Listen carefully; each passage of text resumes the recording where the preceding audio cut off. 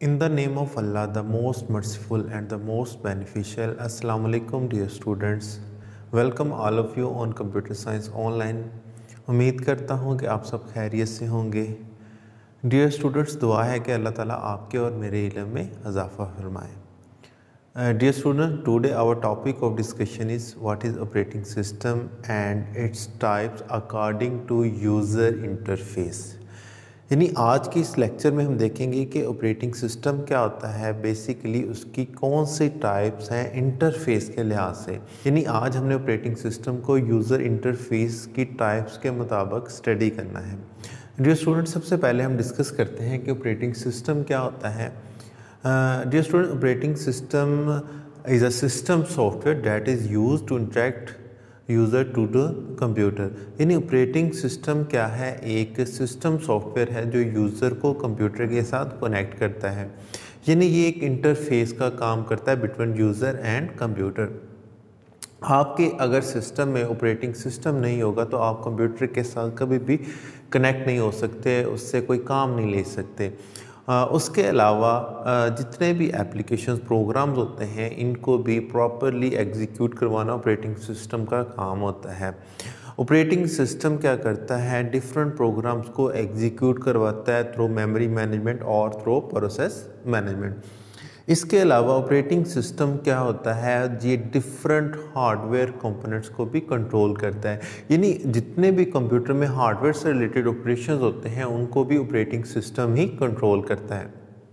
आपकी रैम है, मेमोरी है, आपकी हार्ड डिस्क है, सीपीयू है, तो जितने भी कंपोनेंट्स होते हैं उनको चेक करना ऑपरेटिंग सिस्टम का काम होता है। इसके अलावा जितने भी हार्डवेयर डिवाइसेस जो हम कंप्यूटर के साथ अटैच करते हैं उन डिवाइसेस की परफॉर्मेंस को भी ऑपरेटिंग सिस्टम ही कंट्रोल करता है। तो डियर स्टूडेंट्स, ऑपरेटिंग सिस्टम की दो टाइप्स हैं यूज़र इंटरफेस के लिहाज से। यानी ऑपरेटिंग सिस्टम को हम दो पोर्शन में डिवाइड करते हैं, JUI OS and command line OS। JUI का मतलब ये होता है graphical user interface operating system और command line operating system. Dear student, graphical user interface operating system को हम सबसे पहले स्टडी करेंगे, लेकिन उससे पहले हमें ये समझना होगा कि ग्राफिकल यूज़र इंटरफेस क्या होता है या यूज़र इंटरफेस क्या होता है। डियर स्टूडेंट, इंटरफेस से मुराद मतलब जिसके थ्रू यूज़र जो होता है वो कंप्यूटर के साथ कनेक्ट होता है उसे इंटरफेस बोलते हैं। क्लियर। इसके बाद हम देखते हैं कि ग्राफिकल यूज़र इंटरफेस क्या होता है। Dear student, graphical user interface एक ऐसा इंटरफेस है जिसमें क्या होता है, कंप्यूटर के साथ जो यूज़र कनेक्ट होता है इसमें आपके पास मेन्यूज़ आते हैं, आइकन्स आते हैं, बटन्स आते हैं, यानी इसमें विजुअल इन्वायरमेंट दिया जाता है। A type of interface in which user communicate with the operating system by using visual environment। visual environment का मतलब ये होता है कि आपको कंप्यूटराइज ग्राफिकल इमेजेस नज़र आ रहे होते हैं। अट्रैक्टिव इन्वायरमेंट होता है जिससे यूज़र जो होता है वो कनेक्ट होता है। यूज़र जस्ट क्या करता है, माउस को यूज़ करते हुए या कीबोर्ड को यूज़ करते हुए कमांड एंटर करता है, ठीक है। तो इसमें उसे कुछ भी राइट करने की ज़रूरत नहीं होती। इसमें आप अपने मोबाइल को भी देख सकते हैं, आपका मोबाइल भी है वो भी JUI इंटरफेस है, यानी ग्राफिकल यूज़र इंटरफेस होता है। इसके एग्जांपल्स में देखें, ग्राफिकल यूज़र ऑपरेटिंग सिस्टम में विंडोज़ आती हैं, लाइनक्स, सोलिड और मैकाटोनिश ऑपरेटिंग सिस्टम आते हैं। तो ये इसकी डिफरेंट एग्जांपल्स हैं। हम आम तौर पे ज़्यादातर हम विंडोज़ का यूज़ कर रहे हैं। उसके बाद इसकी हम करैक्टरिस्टिक्स को स्टडी करते हैं कि कौन कौन सी खसूसियात हैं ग्राफिकल यूज़र इंटरफेस को यूज़ करने की, कौन कौन से बेनिफिट्स हैं।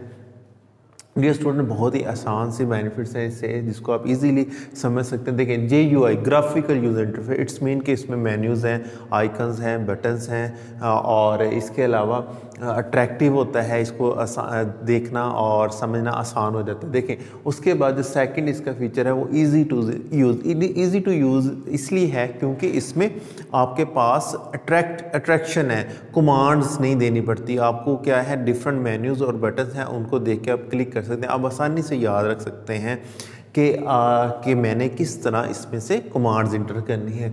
उसके बाद है ईजी टू लर्न, सीखना भी आसान है। किसी को भी आप समझाना चाहे कंप्यूटर का यूज़ करना या मोबाइल को यूज़ करना तो ईजीली कोई समझ सकता है, क्योंकि इसमें विजुअल इन्वायरमेंट होते हैं, इमेजेस होते हैं। तो वो इमेजेस जो होते हैं वो हमारे माइंड में नक्श हो जाते हैं, यानी उनको हम याद रख लेते हैं कि ये मैसेज का आइकन है, यहाँ से हमने कॉल रिसीव करनी है, अटेंड करनी है।